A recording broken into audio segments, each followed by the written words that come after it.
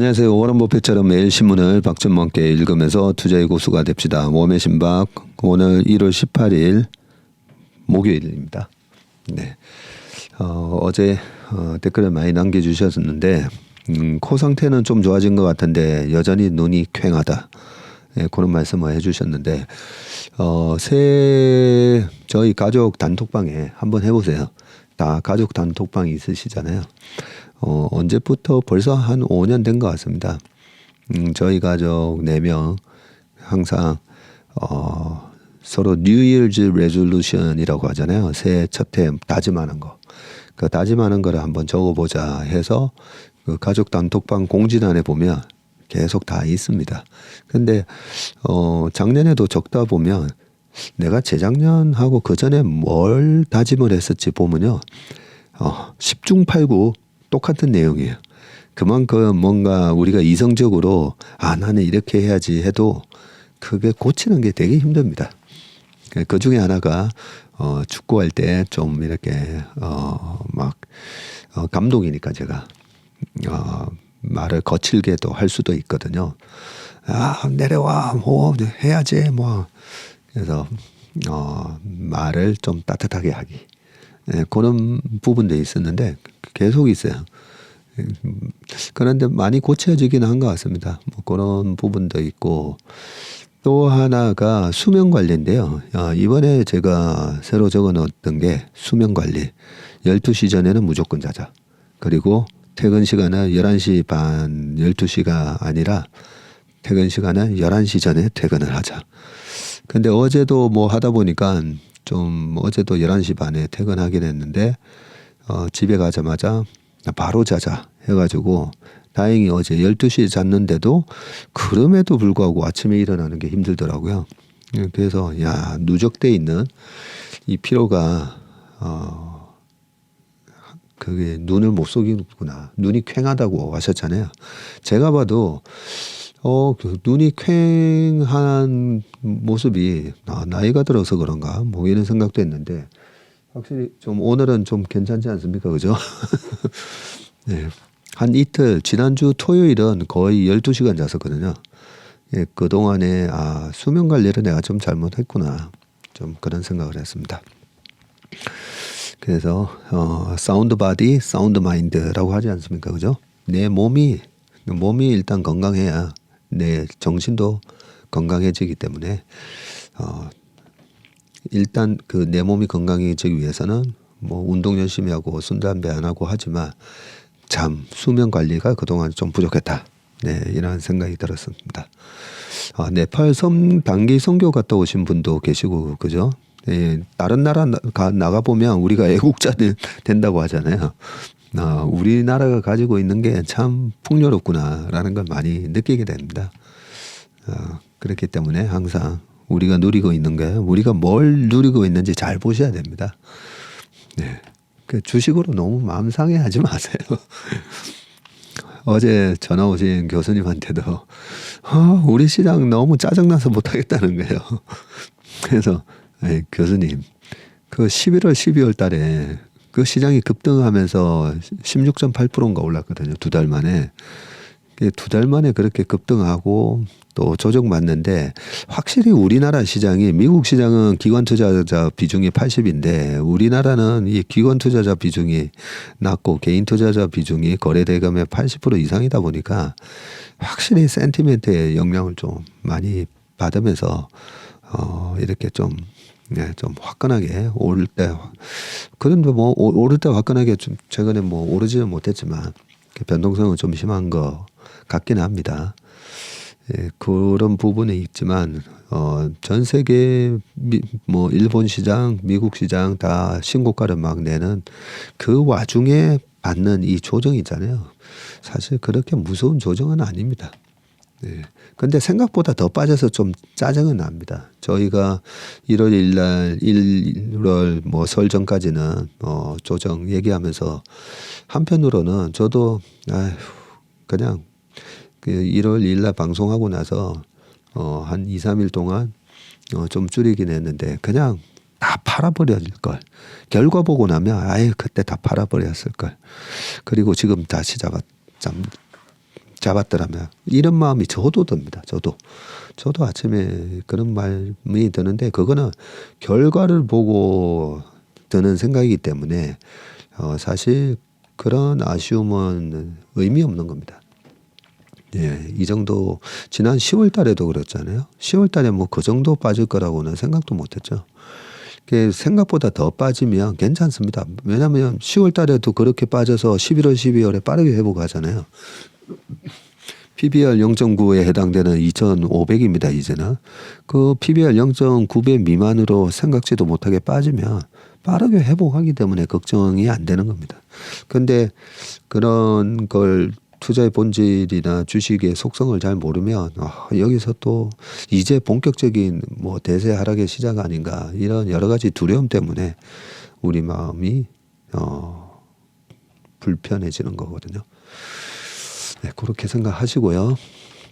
기사를 또 읽어보겠습니다. 이렇게 조정을 받을 때 제일 좋은 거는 어떤 주식을 사야 되고 내가 갖고 있는 포트폴리오에서 혹시 이래 좀 교체를 해야 될 게 있는지 기사를 통해서 이제 펀더멘탈 체크를 하는 게 제일 좋습니다. 자, 먼저 시장이 빠진 거에 대해서 기사에서 뭐라고 어제 시장에 대해서 얘기를 하고 있는지 그걸 한번 보겠습니다. 오늘은 매일경제신문이고요. 북한 리스크에 중국 침체 충격파. 새 코스피 성적표가 G20 중에서 꼴찌다. 코스피 올 들어서 8.26% 하락을 했습니다. 뭐 2008년 이후 언제 이후로 뭐 이 정도는 처음이다. 이렇게 돼 있는데 월말 종가 봐야 돼요. 월말 종가. 이렇게 끝나는지 밑꼬리 좀 달고 올라서 5개월 이평선 회복하고 뭐 그렇게 끝나는지 보셔야 됩니다. 지정학 리스크 때문에 외국인 팔자, 미금리 인하 낙관도 과도하다.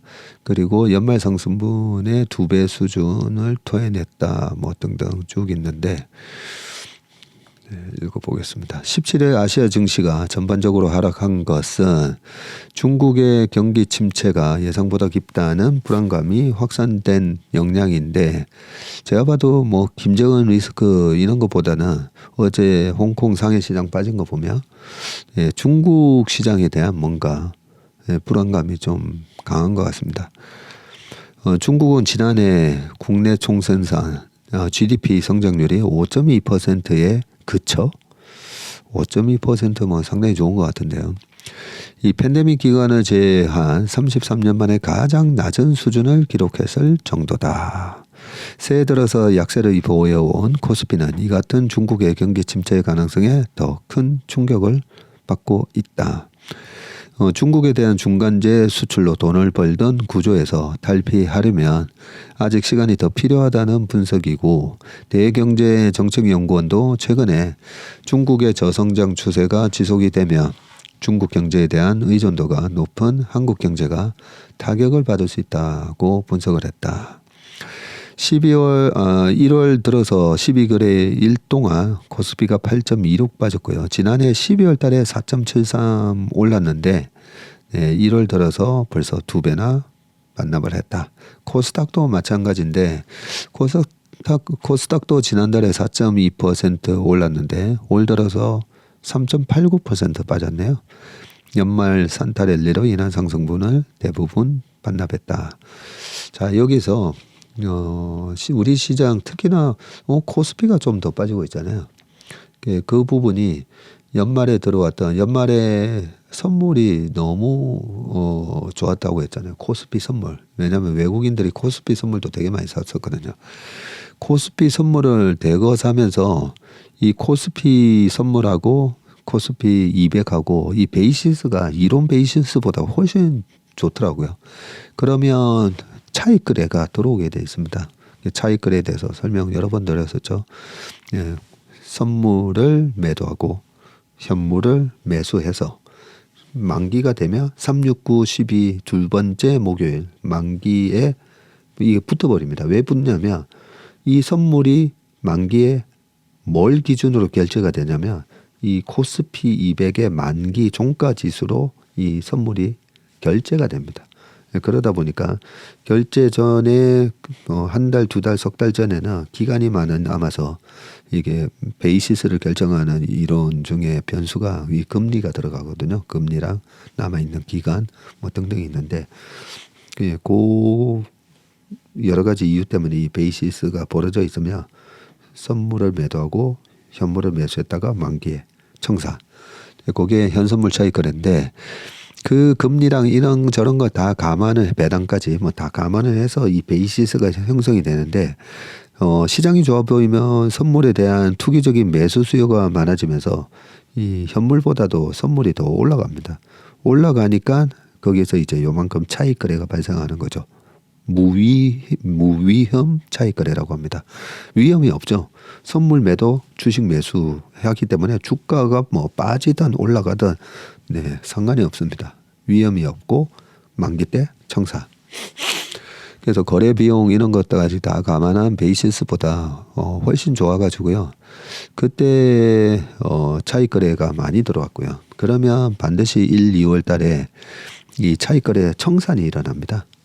2월 달이 미국 시장 25년 동안에 9월이 가장 안 좋고 2월 달이 또 마이너스가 나는 유일한 달이거든요.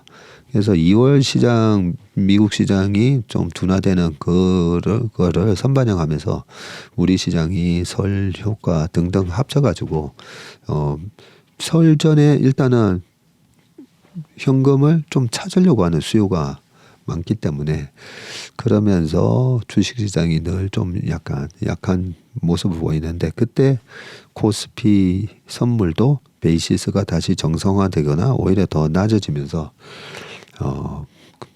연말에 돌아왔던 이 배당 차익 거래 물량이 만기까지 안 기다리고요. 만기까지 가서 그냥 만기에 청산하면 되는데 그 만기 전에 선물이 확 밀리잖아요. 그러면 저 위에서 매도를 했던 선물을 밀리네. 그러면 이만큼 벌써 먹었으니까 야 청산하자 하면서 청산합니다. 청산을 하면 어떻게 되죠? 갖고 있던 주식 매수와 선물 매도를 반대로 주식은 매도하고 선물은 환매수하고 그러면서 청산을 하면서 주식 매도가 대거 쏟아지게 됩니다. 그래서 그렇게 뭐 시장 분위기를 험악하게 만드는 뭔가 뺨을 때려주는 이슈가 뭐냐면 중국 위기 아니냐, 김정은이 전쟁 일으키려고 하는 거 아니냐 그런 센티멘트에서 선물 베이시스가 줄어들게 되고 거기에 프로그램 매도가 나오고 그러면 12월 달에 그렇게 매수를 하던 기관은 왜 2600 이상에서 매수를 하더니 왜 여기서 또 매도를 왜 하는 거야 뭐 그렇게 욕을 하게 되는데 다 이게 차익 거래에 의한 거다라고 보시면 됩니다. 그러면 이 차익 거래를 또 이해를 못하는 분들은 이게 뭔가 이 대형주의 주식들이 저렇게 빠지는 거 보니까 이게 큰 지금 위험이 있나 보다. 이 북한이 진짜 전쟁하려고 하나 보다. 아니면 중국이 진짜 큰 위기가 오나 보다. 이런 두려움에 또 밑에서 포모 현상으로 또 따라서 팔게 되고 팔다가 시세가 어느 정도 그 담보 부족 사태가 일어나는 수준까지 빠지면요 마진콜 증권사에서 담보가 부족하니까 신용 쓰시는 분들한테 돈 더 넣으세요. 아니면 내일 반대 매매 나갑니다 하면서 또 반대 매매가 마지막으로 쏟아지면서 시장이 바닥을 찍거든요. 이런 메커니즘을 좀 외워놓으시면 시장의 변동성을 조금 이해를 할 수가 있습니다. 아까 댓글에도 그런 1, 2월의 조정의 이유가 뭐냐 이런 질문이 있으셔가지고 답변을 좀 드렸습니다. 그 외에 진짜 무슨 이번에는 회색 코뿔소 같은 게 있지 않나 싶어서 이런 기사를 또 한번 보는 거고요. 지금 쭉 이렇게 기사를 보면 자, 오히려 일본 니케이 225는 지난달에 0.07% 내렸지만 12월 달에 오히려 못 올랐었네요. 올 들어 6%나 상승을 했다고 합니다. 34년 만에 최대치를 경신하는 뜨거운 모습을 보이고 있고요. 중국의 경기 침체 외에 한반도를 둘러싼 정세의 변화가 한국 증시를 더 짓누르고 있는데 북한발 안보 위협이 커지고 있는 데다가 대만에서 친미 정권이 연장된 점, 그리고 미중 갈등 속에서 일본의 중요도가 크게 높아졌다는 점이 꼽힌다. 미국의 미들베리 국제연구소의 로버트 칼린 연구원과 지크프리트 해커 교수는 지난 11일 북한 전문 매체 38 노스에 기고한 글에서 김정은이 1950년에 할아버지가 그랬듯이 전쟁을 하겠다는 전략적 결정을 했다고 생각한다. 네, 이런 기고를 또 했었네요. 새해 초 기관들의 이탈로 약세를 보였던 증시가 외국인의 이탈로 하락세가 두드러지고 있는데 17일 하루에만 외국인이 9천억 매도를 했습니다. 페드가 기준금리를 인하할 것이라는 과도한 기대가 희석되고 있다는 점, 그로 인해서 미국제 금리가 다시 상승하면서 강달러가 돌아오고 있다는 점도 부담이다. 원달러 환율 또 올랐죠. 네, 그러면서 제가 원엔 환율은 체크해 봤더니 원엔 환율은 안 오르고 있어가지고, 네. 좀 이따가 일본 얘기할 건데요. 그때 다시 한번 원엔 환율 얘기를 또 말씀드리겠습니다. 강달러가 돌아오면 국내 수출 기업에는 도움이 될 수 있지만, 예, 사실 이게 핵심입니다. 물가 상승 압력이 강해지면서 한국은행의 기준금리 인하 시점도 더 늦춰질 수 있기 때문이다. 네. 이미 국고채 금리는 지난해 말 하락분을 일부 반납하고 금리 인하에 대한 기대감이 지연되고 뭐 블라블라블라 돼 있는데, 우리나라 금리는 이번에 7번 연속 동결하면서 미국만큼 안 올렸었죠. 그래서 국내 금리 인하에 대한 기대감이 지연됐다. 뭐 요거는 크게 시장에 영향을 안 줬다라고 보고 있습니다. 한국거래소에 따르면 네이버, 카카오와 게임주, 엔터주를 포함한 KRX 미디어 앤 엔터테인먼트 지수가 지난 이날 전거래일 대비 3.3%나 빠졌네요. 카카오와 네이버도 3.5%, 4.8%나 하락하면서 코스피보다 큰 하락을 또 보였습니다. 다만 국내 증시의 부진이 일단락됐다는 목소리가 나오는데, 강대석 유한타증권 연구원이 코스피는 지난해 말에 상승분을 절반 이상 반납했기에 급상승에 따른 조정은 상당히 진행된 상태로 보고 있다. 연기금의 경우 국내 주식 비중이 목표치를 밑돌고 있기에 극적인 매도세가 나타날 가능성이 작다고 분석을 했다. 저희 아침 회의 끝나고 연기금 얘기를 좀 했더니 저희 회사의 이성준 대표도 있고 이 국내 연기금을 운용했던 그 매니저들이 뭐 저 포함해서 좀 있다 보니까 연기금이 어떤 식으로 운용을 하는지 좀 알거든요. 작년 연말 기준으로 성과가 부진했던 회사의 펀드를 환매를 했다는 얘기가 있습니다. 예, 환매를 하면 성과가 안 좋았으니까 너 다 팔아. 그리고 그 자금을 가지고 다시 집행을 하기도 하고, 어떨 때는 그냥 현물 해지 그대로 해가지고요. 성과가 좋은 운용사에 넘겨줍니다. 그러면 성과가 좋은 운용사가 그걸 받아서 자기네들이 뭐 썩 좋게 보지 않는 종목은 팔아버리고, 포트폴리오를 리밸런싱 하기도 하고요. 그래서 연기금 매도가 좀 있었다. 연초에 뭐 그런 얘기도 있습니다. 성과 부진한 회사에 펀드 회수가 좀 있었다. 뭐 이런 얘기도 있는데 확인된 건 아닙니다. 자, 그러면 일본 증시 한번 보겠습니다. 지진이 덮쳐도 증시는 훨훨 왜? 자, 왜? 한번 보겠습니다. 새해 들어서 한국 증시 약세와는 달리 일본 증시에는 훈풍이 불고 있습니다. 주요국 중에서도 주가 상승률 선두권 유지하고 있고요. 지난번 노토 반도 지진으로 일본은행의 금융 완화 정책 수정 가능성이 낮아진 데다가 엔저 영향으로 수출 기업을 중심으로 실적 개선에 대한 기대감이 커진 것이 이유로 꼽히는데, 올해 새롭게 개편된 소액투자 비과세 제도를 통해서 개인 투자 자금이 몰리는 것도 주가 상승을 뒷받침하는 분위기네요. 일본 증시의 대표 주가 지수인 니케이 225가 전거래일보다 0.4% 소폭 하락을 했고요. 35,477이네요. 야, 올해 들어서 7거래 연속 올랐던 니케이 지수는 16일에서 17일 이틀간 잠시 쉬어가는 모습입니다. 지난 11일 34년 만에 처음으로 35,000선을 돌파하는 상승세를 이어가고 있는데 최고 기록은 버블의 정점이었다. 이때 에이지안 버블이라고 했었죠. 1980년대 후반을. 1989년 말에 니케이 지수가 38,915를 기록을 했었습니다. 그런데 지금 36,000 넘어섰으니까 네, 이제 얼마 안 남았네요. 화랑을 보이는 일본 주식시장의 배경에는 엔저가 있고요. 연초 140엔대 초반이던 달러당 연합값이 최근에 147엔대 중반까지 떨어졌습니다. 연초 미국 금리 인하 관측이 다소 후퇴하면서 엔캐리 트레이드 움직임이 재현된 것이다. 노토반도 지진도 일본 증시에는 긍정적인 영향을 미쳤는데 지진발 경제 불안에 대비해서 일본 정부가 기존 정책을 유지할 가능성이 높아졌기 때문인데 분석기관마다 다소 차이가 있지만 이번 지진으로 노무라증권은 일본 GDP가 최대 500억 엔, 니코증권은 640억 엔 감소할 것으로 예상을 했답니다.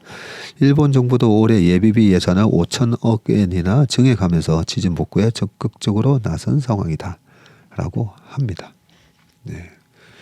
일본 증시에도 뭐가 주도를 하는가를 봐야 되는데 도요타 자동차가 시가총액 1등이죠. 그 다음에 최근에 닌텐도도 엄청 올랐습니다.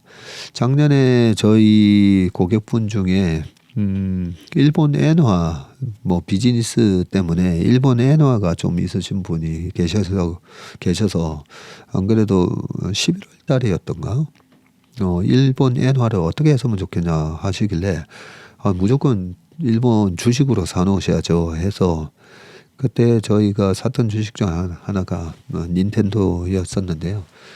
최근 주가 보면 엄청 올랐습니다. 그래서 일본 시장이 확실히 좋은데 일본 주식 살 때도 저희가 예전에 중국 주식 투자할 때도 그랬지만 절대 그냥 인덱스로 사면 안 됩니다. 예, 확실하게 주가 상승 모멘텀이 있는 상승 모멘텀은 뭐죠? 실적 모멘텀. 네, 실적 모멘텀이 있는 주식으로 해가지고 포트폴리오를 좀 압축을 해서 가져가야 됩니다. 네, 그래서 일본 주식도 보면 좋은 놈이 올라가고 있습니다. 거기다가 엔저라는 아주 물들어온 거죠. 네, 안 그래도 세계 1등의 경쟁력을 갖고 있는데 엔저라는 물이 들어오니까 주가가 날아가는 모습이었습니다. 그 다음 기사를 보겠습니다. 실시간 통역 가능해진 갤럭시라고 되어 있고요. 삼성전자 갤럭시 24의 언팩 행사가 있었죠. 네, 그러면 이 삼성전자의 대표 브랜드인 갤럭시 S 시리즈의 이번에는 어떤 기능이나 어떤 새로운 점이 있는가 한번 보겠습니다. 세계 최초 인공지능 휴대폰으로 관심을 모은 세계 최초 AI 휴대폰이네요.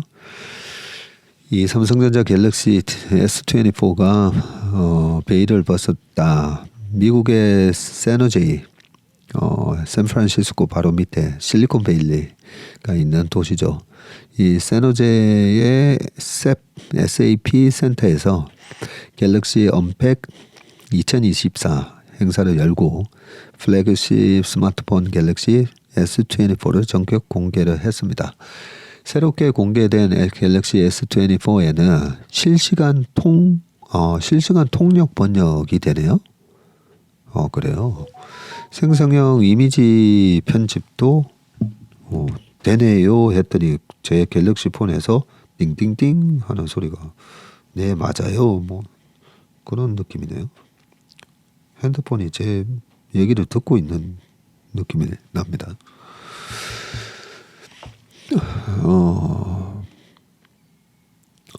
그리고 생성형 이미지 편집 등 AI를 이용한 혁신 기능이 탑재가 됐네요. 가장 주목받은 것은 실시간 통화 기능인데 전화를 걸고 실시간 통역 라이브 트랜슬레이트 버튼을 누르자 이 통화는 실시간으로 번역이 되면서 화면에 텍스트로 표시가 되는데 메시지 통화 상대방에게 전달이 됐고요. 기자가 레스토랑을 예약하려고 하는데요 라고 한국어로 말하니까 I'd like to make a reservation 이라는 통역된 텍스트가 화면에 표시가 되고 이와 동시에 영어로 음성이 상대방에게 전달이 된다네요. 그러면 상대가 Okay, how many people and what time would you like to come? 이라고 말하자 바로 사람은 몇 명이고 몇 시에 오시나요? 라고 또 통역된 음성이 흘러나왔다고 합니다. 야, 이거 영어 학원, 영어 회화 학원 다 없어지겠는데요. 그죠? 제 또 대학교 절친이 평촌에서 영어 학원 하고 있는데 코로나 때 되게 안 좋아졌다가 요즘 어떻게 됐나 모르겠네요. 실시간 통역은 기대 이상으로 정확하고 끊김없이 진행이 됐습니다. 다만 순차 통역이 이루어지기 때문에 다소 시차가 발생했고요. 하지만 이런 시차도 줄일 수 있었다. 나의 음성을 무음 기능을 켜면 된다. 쭉 돼 있는데 이번에 제가 목이 너무 안 좋아서 몸의 심박을 못할 때 기사 다 이렇게 솔팅 해놓고 한 번, 몇 번 이렇게 하다가 도저히 안 되겠더라고요. 그랬을 때 AI 기능 중에 제 목소리를 미리 이렇게 녹음을 해놓으면 이렇게 텍스트 읽어주는 걸 저의 목소리로 읽어주는 그런 거 있었던 것 같은데, 그죠? 그런 거를 활용을 해서 다음에 목이 안 좋으면 박세익 AI가 읽어줄 수 있도록 좀 해야 되겠다. 그런 생각을 했거든요. 근데 좀 아쉬운 거는 그걸 읽어는 줄 수 있지만 이 중간중간에 이 삼천포로 빠지는 이런 얘기는 AI가 그거는 아마 하지 못하겠네요.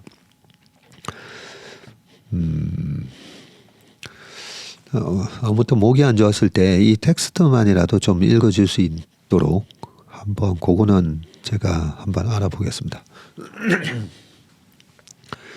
자, 삼성이 공개한 AI 기능은 이뿐이 아니라 생성형 편집 등등 뭐가 많다고 합니다. 그리고 이 밖에도 음성 녹음 앱으로 회의나 강의를 녹음을 하며 STT 스피치 투 텍스트 기술을 활용을 해서 ABC 등 최대 10명까지 발표자별로 음성을 분리한 뒤에 스크립트를 제공하는 기능과 이렇게 만들어진 스크립트를 핵심만 요약하는 기능이 또 탑재가 됐다고 하네요. 야, 그러면 아침에 저희 회의할 때 이거를 녹음을 하면 제 얘기 최상무, 오석 대리, 왕이사 각자 한 얘기들을 최대 10명이니까 그죠? 그걸 다 음성별로 분리해서 누가 이렇게 말을 했다라고 스크립트를 다 분리해서 제공을 해주고 그걸 또 요약까지 가능하다고 합니다. 이 기능이 있으면 그 회의했던 영상 올리고 나서 오늘의 영상 요약분 해가지고 딱 올릴 수도 있겠다, 그죠? 별의별 기능이 다 들어갔네요.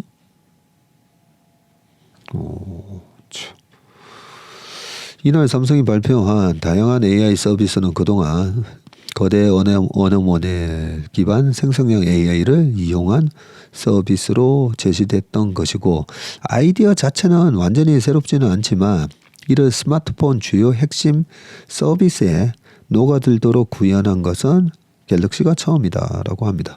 비즈니스부터 소셜미디어용 이미지 편집까지 AI의 효용을 체감할 수 있었다라고 하네요. 얼마죠? 갤럭시 S24 시리즈는 오는 31일부터 국내를 포함해서 전 세계 순차 출시될 예정이고요. S24와 S24 플러스는 256GB 모델 기준으로 각각 115만 5천 원, 그리고 플러스가 135만 3천 원으로 전작가 가격은 동일하네요. 울트라 모델 가격은 169만 8,400원에서 시작을 하고 전작 대비 10만 원 가량 인상이 됐다고 합니다. 가격은 똑같은데 그 안에 들어간 이런 AI 기능이 탑재가 됐으니까 오히려 가격이 좀 싸진 느낌이 드네요. 네, 삼성 핸드폰이 작년에 이제 처음 13년 만에 다시 1등 자리를 내려놓았다. 예, 요 기사를 봤는데 올해 다시 24년도에 1등 자리를 되찾기를 바랍니다. 그 밑에 또 이 반도체에 관한 얘기가 있는데요. ASML하고 소이텍, 시놉시스, 유럽 반도체주 지금이 바닥? 모건 스탠리가 저가 매수 기회다라고 그렇게 얘기를 했네요. 자, 모건 스탠리가 꼽은 유럽 반도체주, 네덜란드에는 ASML 있고, 그 다음에 B 세미컨덕터 인더스트리라고 있다고 합니다. 프랑스에는 SD 마이크로 일렉트로닉스, 소이텍 있고, 독일에는 시놉시스. 어떻게 의견을 제시했는지 궁금하네요. 산업의 쌀, 반도체 관련주가 새 등락을 거듭하면서 불안한 시세 흐름을 이어가는 가운데 월가에서 특히 유럽 반도체 기업 주식을 저점 매수하라는 투자 공고가 나와서 눈길을 끈다. 글로벌 반도체 기업들 주가를 담은 미국 필라델피아 반도체 지수는 새해 첫거래일부터 한 3.7% 하락한 뒤 반등을 했지만 현재로서는 투자 심리가 방향을 찾지 못하는 분위기고, 필라델피아 반도체 지수는 하락은 양반이죠. 빠지는 듯 했다가 엔비디아랑 AMD 치고 올라오면서 거의 소폭 플러스 아닌가요? 네, 아침 회의 자리에 있긴 한데 우리나라 반도체 주가가 영향을 많이 받아서 문제죠. 자, 월가 대형 투자은행 모건 스탠리는 이달 중순 2024 전망 떨어질 때 사라. 요렇게 제목을 달고 투자 리포트를 냈네요. 예, 여기서 올해 하반기부터 유럽 반도체 기업의 수익성이 본격 개선될 것으로 전망을 하면서 주가가 급락할 때 매수 기회를 잡아야 한다고 밝혔습니다. 유로존 지역에 상장된 유럽 반도체 기업 주가를 담은 스톡스 유럽 반도체 지수가 있네요. 16일 6,393을 기록해서 올해 들어서만 약 11% 떨어졌네요. 우리만 이렇게 떨어진 게 아니네요. 같은 기간 필라델피아 반도체 지수가 2% 하락한 점에 비해서 스톡스 유럽 반도체 지수 낙폭이 더 큰 것은 미국과 달리 유럽에서 제조 강국 독일을 중심으로 경기 침체 그림자가 짙어지고 있기 때문으로 분석을 했다. 다만 해당 보고서 작성을 주도한 리 심슨 모건 스탠리 연구원은 반도체를 비롯해서 유럽 기술 부문은 작년에 주가가 널뛰는 롤러코스터 장세를 이미 겪었으며 올해부터 회복세에 접어드는 순환주기에 접어들었다고 보는데 기술 부문 중 AI 외에 첨단 반도체 패키징, 반도체 실리콘 카바이드, 요 실리콘 카바이드 SIC는 얼마 전에 52주 신고가 거기서 얘기를 좀 했던 기억이 있습니다. 그리고 반도체 소자, 트랜지스터 등 핵심 테마에도 집중할 만하다. 대표 종목으로는 ASML 있고, 그리고 반도체 장비 설계 생산업체인 BE 세마이컨덕터. 이 회사가 반도체 장비 설계 및 생산업체군요.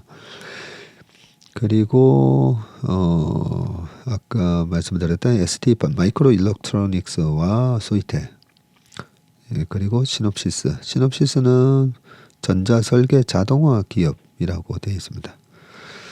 네, 이렇게 피어 그룹들이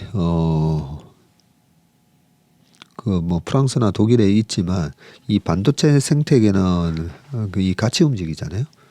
그래서 전 세계 반도체 장비 1등에서 어플라이드 머티리얼의 그 연봉 차트랑 하이닉스 차트랑 보면 차트가 똑같아요. 그 등락에 좀 차이만 있을 뿐이지 과거 한 15년 동안 4번 빠졌을 동안에 4번의 조정 시기랑 올라갈 때랑 똑같습니다. 그래서 이 반도체 생태계는 뭐 같이 움직인다고 보기 때문에 모건 스탠리가 이렇게 유럽의 이런 기업들을 사라고 했다면 우리나라 기업 중에도 이 비슷한 피어 그룹에 어떤 기업이 있나 보고 투자에 좀 참고를 해도 될 것 같네요. 자, 그 다음 기사가 자, 현실로 닥친 피크 차이나 네, 요 얘기를 좀 해봐야 되는데요.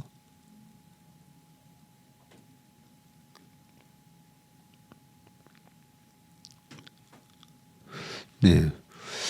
피크 차이나 현실화된 조짐인데 지난해 중국의 경제 성장률이 5.2% 부진한 데다가 인구마저 2년 연속 감소를 했네요. 성장률은 당초 중국 정부가 정한 목표치를 달성을 했지만 코로나 팬데믹 기간을 제외하면 30여 년 만에 최악이다. 내수 부진과 부동산 침체에 따른 중국 경제 성장 둔화에 대한 우려 때문입니다. 자, 작년에 중국 GDP가 121조 207억 위안입니다. 우리나라 돈으로 2경 2270조 있고요. 달러로 하면 한 19조 달러 되나요? 18조 19조 달러. 1년 전보다 5.2% 증가를 했는데 지난해 성장률은 코로나가 한창 확산되었던 22년에 기저효과를 감안하면 썩 기대에 미치지 못했다는 평가이고요.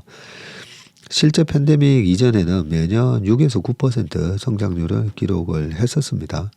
그래서 6% 성장은 계속 유지한다. 뭐 이런 얘기를 하다가 2019년 18년부터 트럼프의 중국 때리기가 시작을 되면서 그때부터 성장이 좀 둔화했고 아니 저렇게 큰 나라가 15억 인구의 나라가 6% 계속 성장을 할 수는 없잖아요. 2007년도에는 뭐 14% GDP 성장도 있긴 했었지만 계속 그때 당시에 10%대 성장하다가 우리나라도 옛날에 그랬고 그죠? 계속 낮아지면서 세계 평균인 한 2, 3%까지 계속 뭐 떨어진다고 봐야 되지 않겠습니까? 그죠? 자, 인구 감소와 고령화도 중국 경제 전망을 어둡게 하는데 지난해 기준 중국의 총 인구는 14억 67만 명. 작년 같은 기간보다 208만 명 감소했네요. 그래서 중국 인구는 이제 피크아웃해서 감소를 하는데 인도 인구는 계속 올라와서 인도가 압도적인 1등이 되는 그런 그림이네요. 2022년 이후 2년 연속 인구가 줄었는데 특히 신생아 수가 1000만 명 밑으로 떨어진 것은 이번이 두 번째라고 합니다. 야, 참 1000만 명이나 태어나네요. 자, 전체 인구는 줄었는데 노인 인구 비중은 빠르게 늘고 있습니다. 지난해 기준 60세 이상 인구가 2억 9,697만 명.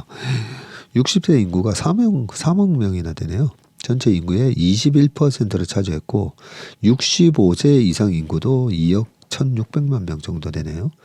인구는 쪼그라들고 성장률은 급격히 둔해지면서 세계 2위의 거대 경제가 심상치 않은 도전에 직면하고 있음을 보여줬다. 같은 날 국가통계국은 지난해 전체 실업률이 5.2라고 발표했고요. GDP 성장률하고 실업률하고 똑같네요. 특히 지난해 7월 이후 발표를 중단한 청년 실업률도 6개월 만에 공개를 했는데 다만 중고대 취업준비생을 제외하고 실제 구직자만 대상으로 한 새로운 집계 방식을 도입해서 통계 착시를 의도한 거 아니냐는 지적이 나오는데 새 기준에 따른 지난달 청년 실업률은 14.9%. 와, 되게 높네요. 25에서 29세 실업률은 6%, 6.1. 근데 30에서 59세 실업률은 3.9%를 기록을 했다고 합니다. 중국 당국은 고용 실태를 보다 정확히 파악하기 위한 조치라지만 부정적인 통계 수치를 낮추려는 의도가 아닌가 그런 의심의 시각도 있다고 합니다. 좋은 뉴스가 하나 있는데요. 어제 상속 거래세 낮추고 금투세 폐지 공식화, K디스카운트 해소해가지고 윤 대통령이 금융 민생 토론회를 17일 어제 하셨네요. 서울 여의도 한국거래소에서 국민과 함께하는 민생 토론회 네 번째 상생의 금융 기회의 사다리 확대. 여기에 그 슈카가 나왔다라는 거군요. 이 사진 속에 앉아 있는 사람이 되게 눈에 익은 사람인데, 어떤 얘기들이 오갔는지 한번 보겠습니다. 개인종합자산관리계좌 ISA 혜택 강화를 비롯한 대책들은 자본시장을 활성화시켜서 국민과 기업이 함께 성장하는 시장을 조성하겠다는데 목표를 뒀고요. 기존에 연 2천만 원, 총 1억 원인 ISA 납입 한도를 연 4천만 원에서 총 2억으로 각각 2배로 늘려줬네요. ISA 계좌에 제공하는 배당 이자 소득에 대한 비과세 한도 역시 기존의 200만 원에서 500만 원, 서민 농어민형은 400에서 1000만 원으로 상향을 했습니다. 배당 이자에 대한 비과세 혜택을 확 늘려줬네요. 정부는 납입 한도와 비과세 한도를 대폭 늘려서 이 같은 ISA의 장점을 극대화하는 전략으로 국민들의 신규 가입과 추가 납입을 이끌겠다는 목표이고요. 특히 기존에 가입이 제한됐던 직전 3개년 금융소득종합과세 대상자에 대해서도 가입 문턱을 낮춰서 큰손들의 시장 진입을 유도한다. 요 중요한 부분이죠. 단 이들의 경우 신설하는 국내 투자형 ISA만 가입을 허용하고 비과세 혜택은 없이 분리과세 혜택만 제공을 해서 형평성을 맞추기로 했다.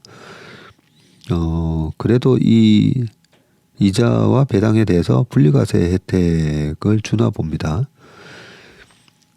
윤 대통령은 주식시장이 저평가되는 원인으로 과도한 상속세 문제를 지적을 했고, 대주주 입장에서는 주가가 너무 올라가면 상속세를 어마어마하게 물게 된다. 과도한 세제는 중산층과 서민에게 피해를 준다는 것을 우리 국민께서 다 같이 인식을 하고 공유를 해야 코리아 디스카운트를 근본적으로 해결할 수 있다고 말을 했다. 상속세를 고치기 위해서는 법 개정이 필요한 만큼 이를 위한 국민적 공감대 형성이 필요하다는 점을 역설한 것이다. 상속세가 이 큰 주식시장에 엄청나게 큰 영향을 줍니다. 대통령이 이런 말씀을 하신 거 보니까 밑에 참모하시는 분이 우리 쪽 얘기를 제대로 전달을 해주셨네요. 사실 작년 연말에 청와대에서 우리나라 정시의 이 문제점을 해결하기 위해서는 뭐 어떻게 해야 되는가 하면서 저한테 한 달이 건너서 만날 수 있느냐 해서 그런 얘기를 하면 얼마든지 제가 정치인들 멀리하지 않습니까? 피해 다닙니다. 피해 다니는데 그런 얘기를 하면 얼마든지 말씀드리겠다라고 뭐 대통령을 만나는 건 아니고요. 얼마든지 그 밑에 참모진들 만나서 얘기를 하겠다 했는데 저는 가지는 않았지만 의견 전달이 되게 잘 됐네요 보니까. 자, 당초대로 내년부터 금투세가 도입되면 증시에서 5천만 원 이상의 양도차익을 얻는 투자자에게 22% 세율로 세금이 부과되기로 되었었죠. 금투세. 요거는 이제 폐지하겠다라고 하고, 이렇게 되면 주식 투자에 따른 이득에 따른 양도세, 거래세, 상속세라는 3중의 세금을 물어야 하는 그런 부분이 있습니다. 네. 자, 올해 신년 인사에서도 이 금투세 폐지는 밝혔었고요. 금투세 폐지와 동시에 증권 거래세율을 현재 0.18인데 25년도 내년에는 0.15까지 또 더 낮춘다고 하네요. 이를 통해서 기업들의 수익성과 상관계없이 한국 증시가 유독 다른 선진국에 비해서 저평가받는 코리아 디스카운트 현상을 해소하겠다는 목표다. 사실 양도세나 이런 거를 좀 낮추는 주는 대신 저는 거래세는 그대로 살려놔도 되지 않나. 왜냐하면 미국도 너무 쇼텀하게 이렇게 매매 못하고 오히려 장기적으로 롱텀 캐피탈 게인에 대해서 세금이 오히려 낮다고 했잖아요. 그러면 거래세는 사실 단타 매매를 많이 하면 할수록 거래세를 많이 내는 격이 되잖아요. 뭐 그런 입장이라면 저는 거래세는 뭐 계속 놔두고 아예 다른 거 세금 뭐 없애는 게 맞다라고 생각하는데 거래세까지 낮춰준다고 합니다. 자, 이와 함께 투자자 친화적인 자본시장 조성을 위한 제도 개선도 추진을 하고요. 우선 소액주주 권익을 보호하기 위한 법 개정에도 착수한다. 야, 이사가 회사의 사업 기회를 유용하지 못하도록 이사의 손해배상 책임을 구체화하고 소액주주의 편리한 참여를 위해서 전자주주총회를 도입한다. 주가가 기업 가치보다 낮은 기업을 위한 기업 밸류업 프로그램도 도입을 하고 기업 지배 구조 보고서에 기업 가치 제고 계획을 기재하게 하고 공시우수법인에 선정이 되면 가점을 부여해서 주주 가치가 높은 기업들에게 투자하는 ETF를 상장하는 내용이 골자다. 뭐 등등 쭉 돼 있네요. 하긴 그 주식농부 박 회장님도 이런 제도 개선에 관한 거를 내용을 담은 책도 출간하셨다고 그러고 뭐 김규식 회장님 뭐 이런 분들이 얘기를 많이 하셨기 때문에 충분히 의견 전달이 된 게 아닌가 그런 생각이 듭니다. 네, 오늘 몸의 심박 순서는 여기까지 하겠습니다. 오늘 하루도 행복하고 건강한 하루 되시길 바라겠습니다. 고맙습니다.